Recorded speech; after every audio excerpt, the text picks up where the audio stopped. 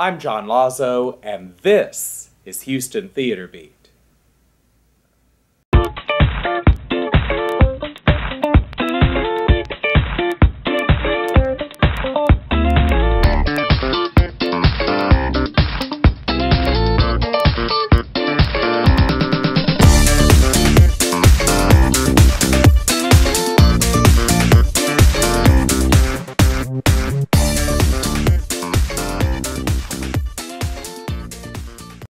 Welcome to this edition of Houston Theater Beat.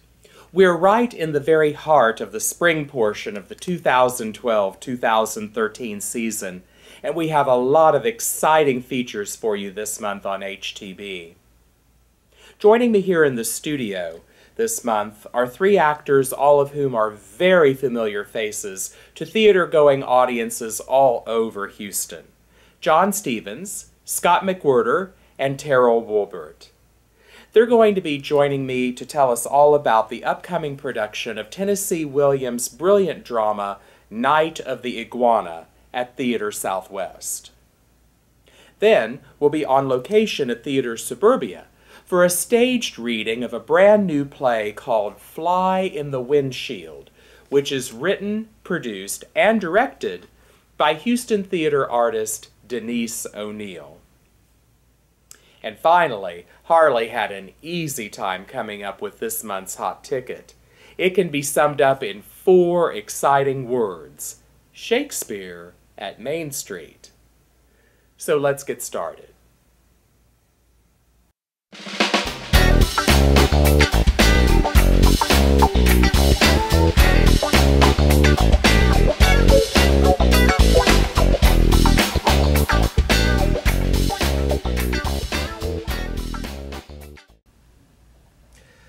Welcome to this month's edition of the Backstage segment. Joining me here in the studio today, I have 3 actors who are very familiar faces to the Houston theater audience.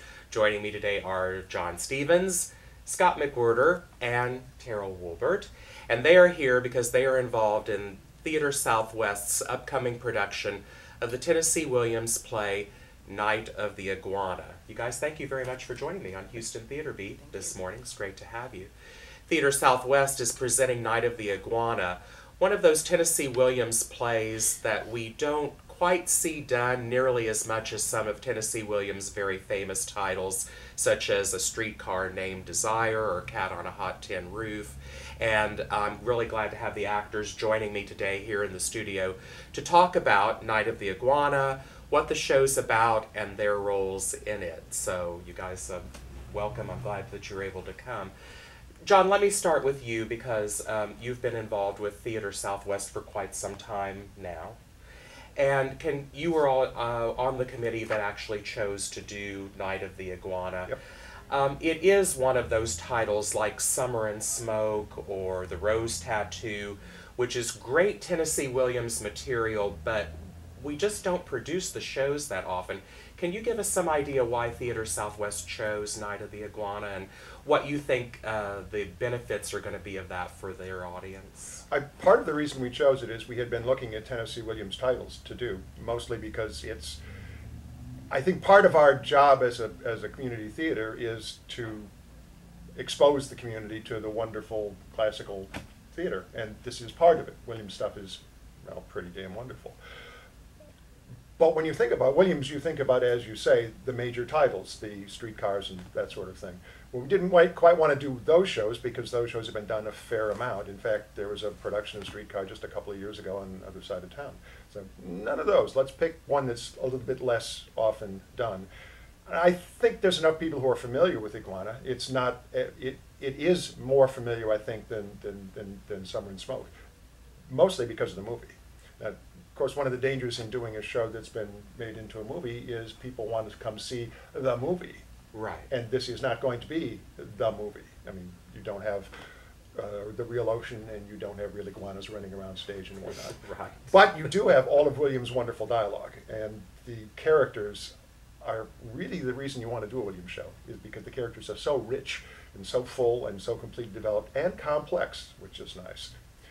The character that I play is the world's oldest practicing poet. He's 97 years old. probably has a couple of dozen lines in the show. That's it. Yet that is enough to completely define the character. And I say that's one of the reasons that makes Williams wonderful, is the characters that you're going to be portraying and seeing on stage. Sure. And I think from Scott's point of view, who's playing Reverend Shannon, people are not going to be looking to see Burton playing Shannon because they don't see the movie that often. Whereas if you go to see Streetcar, people are going to be looking to see Brando on stage. And that's one of the problems, and another problem in doing those more popular shows is that the main characters in them are so well defined by the actors who played them on the screen that you're going to be stuck trying to mimic those characters, and that doesn't work very well. Sure. So from my point of view, Iguana is a wonderful choice. Great. It's full of exotic characters, exotic places. It's going to be a good show. Right. And you all are bringing your own personal experiences and background to those characters. So. Well, one of the things that you shouldn't do when you're about to do a show is go watch other versions of it. Because it's not a good idea. Absolutely. You want to find the character from you out. Absolutely. Yeah. What's been rewarding about, how you pronounce his name? Nano. Nano. What's been rewarding for you about playing Nano? Especially 97, it must require a great deal of character work on your part. Well, in this particular, I'm not quite 97. Right. Well, he is old, that is true. Well, certainly compared to you guys. It's not a stretch, right? Right. Well, a bit of a stretch, but not.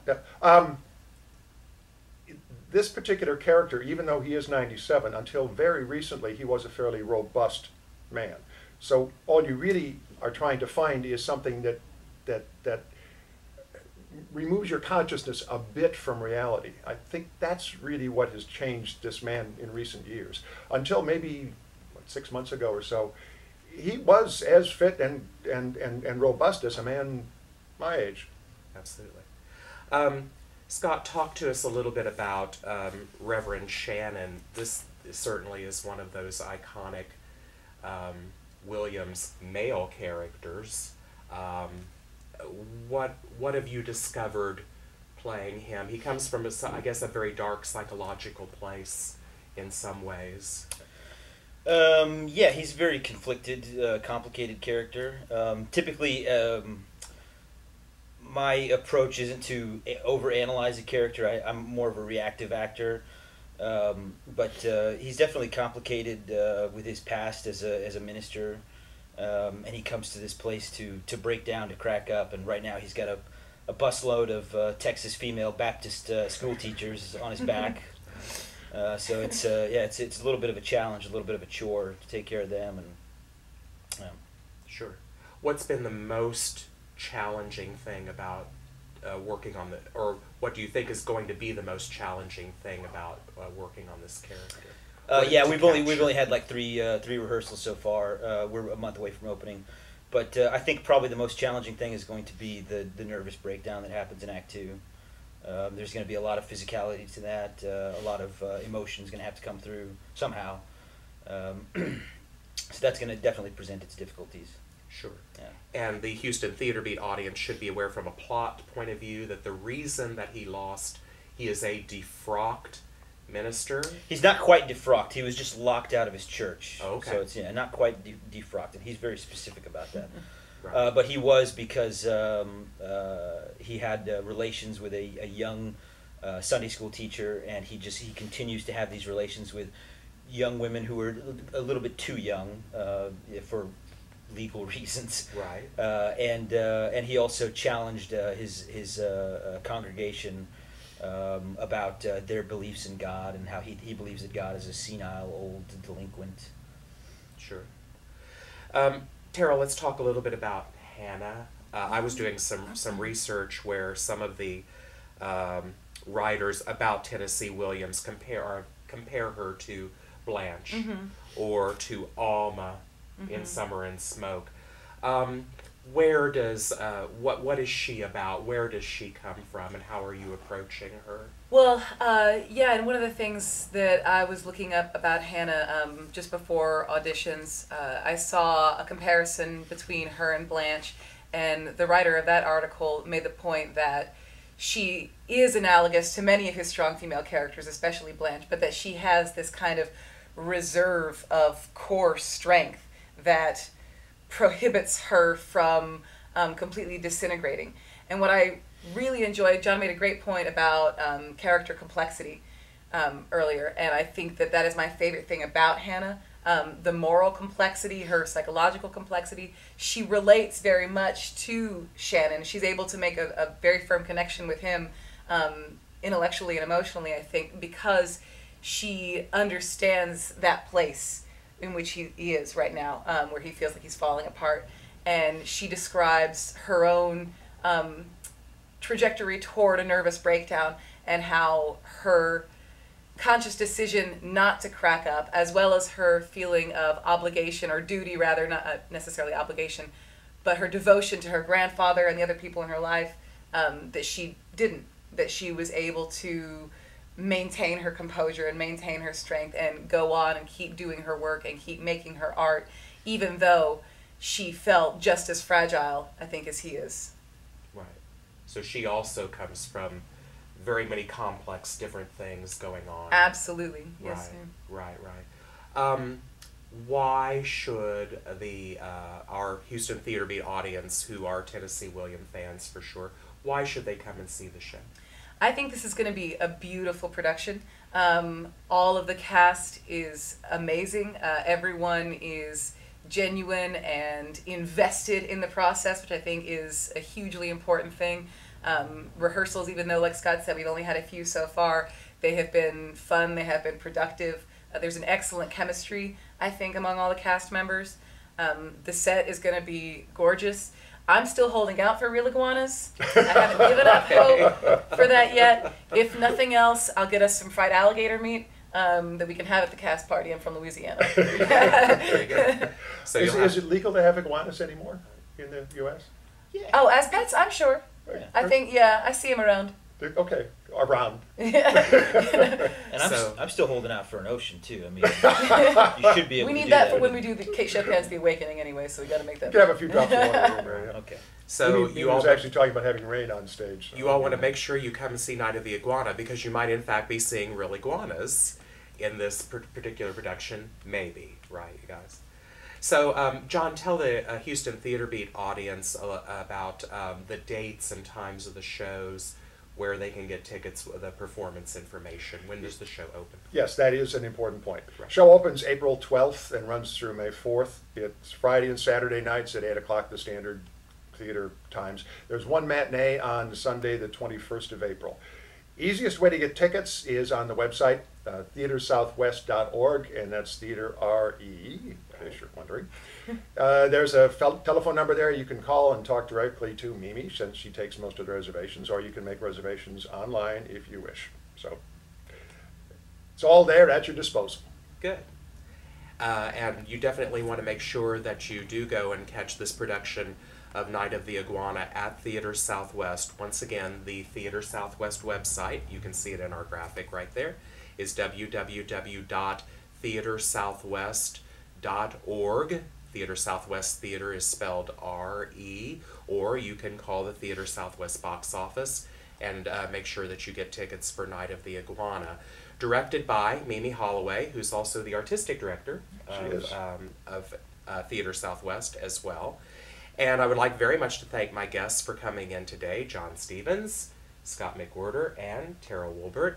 And you can catch all of them coming up in Night of the Iguana at Theatre Southwest. Stay tuned. We've got more of the show coming up in just a moment.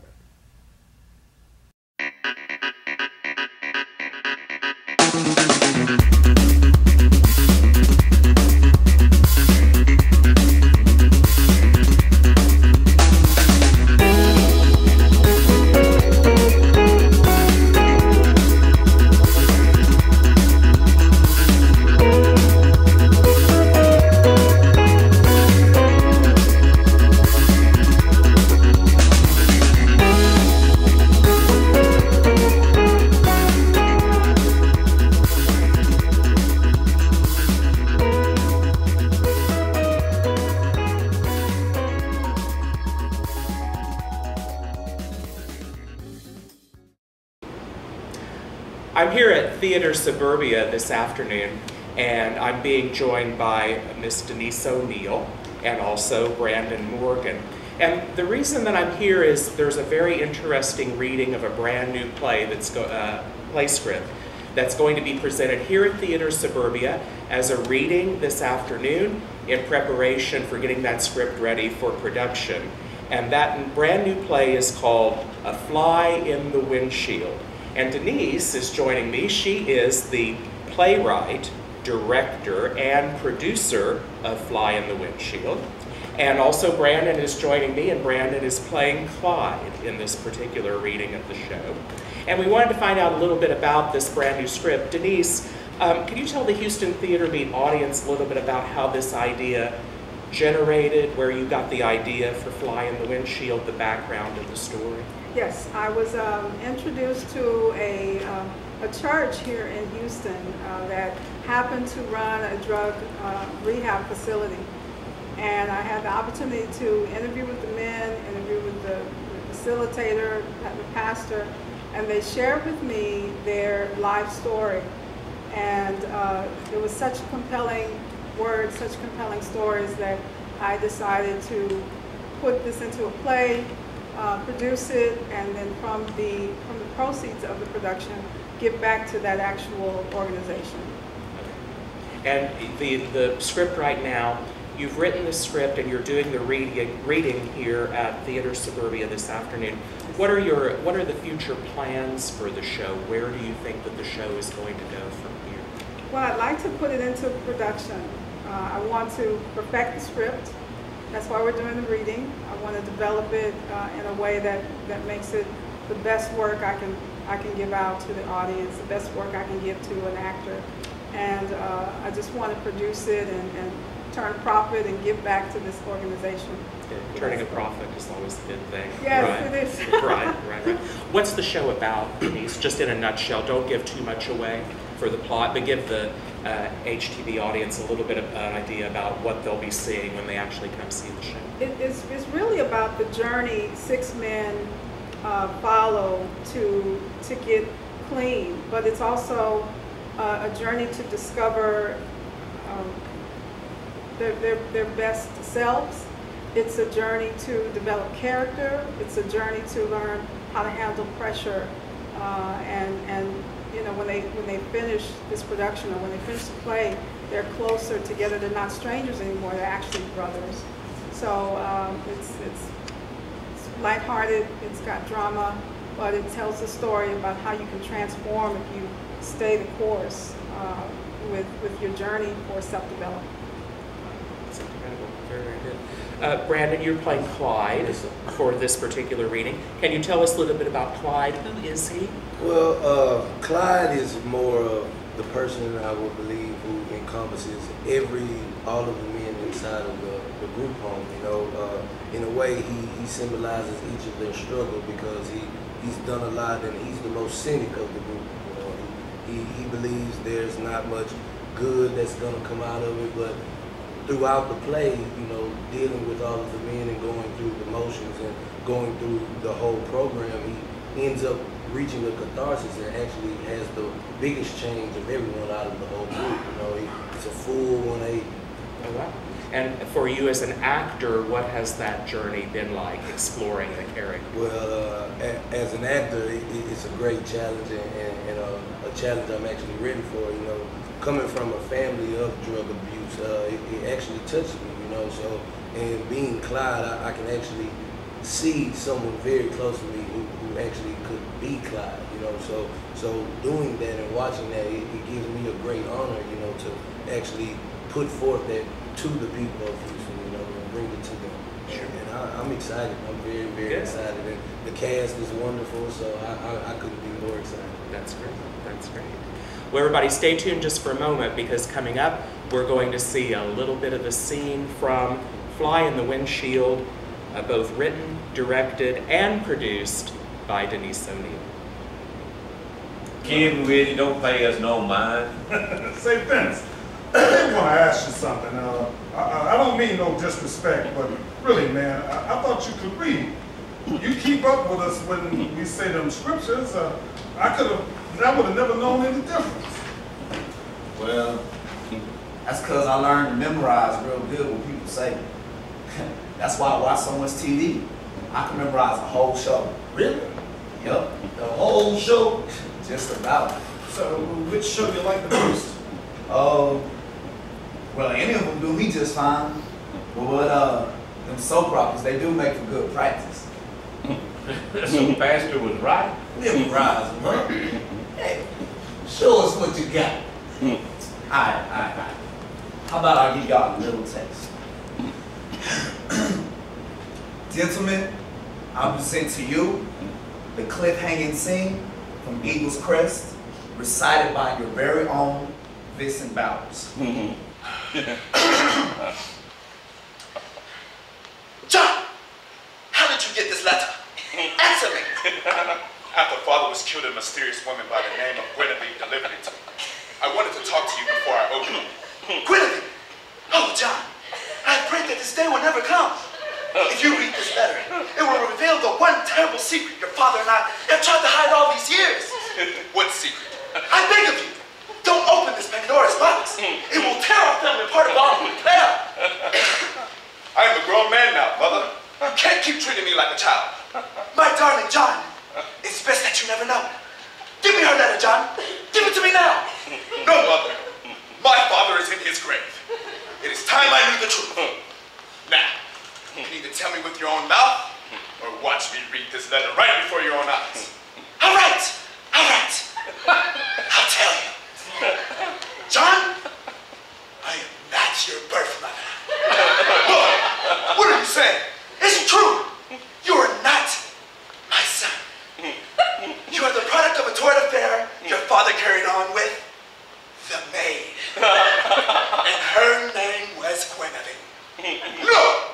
This can't be true! It's true, John. We chose to never tell you the truth. The truth that will bring shame upon your father's name. He wanted to banish you forever, never to be seen of again. But I threw myself at his feet and begged him to keep you here so I can raise you on my very own. No, mother, no! Yes, John, yes! You hold the evil truth in your hands. Her plans to destroy our family, and the reason she killed your father is all in that letter. No! That's it. Hey, Vincent, boy, you alright, boy. Looks like we gonna be watching TV after all.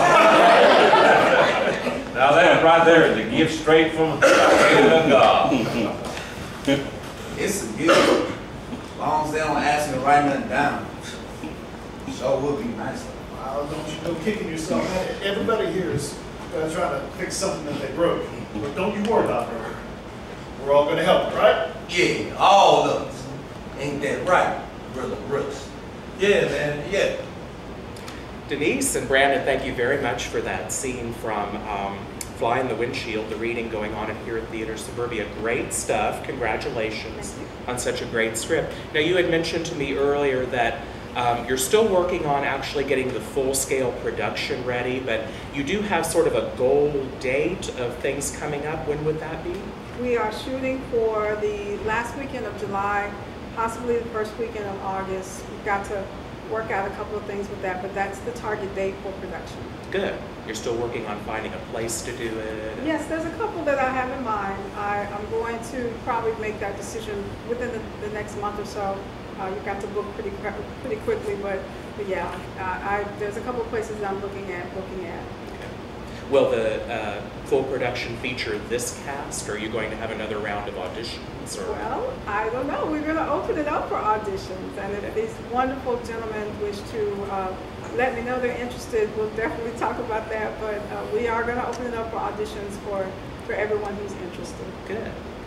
And Brandon, thank you very much for a great job in the reading. Hope you're planning on auditioning for the real show. I bet. I kind of thought maybe that you were. That's great.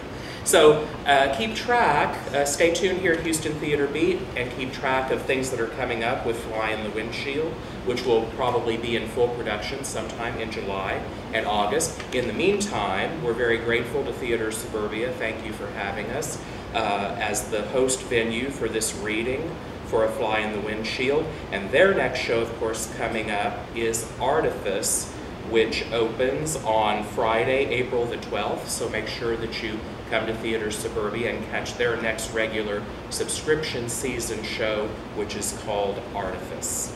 So I'd like to thank my guests, Denise O'Neal and Brandon Morgan, for being here. Good luck with flying the Windshield. And everybody stay tuned. We'll be back with more of the show in just a moment.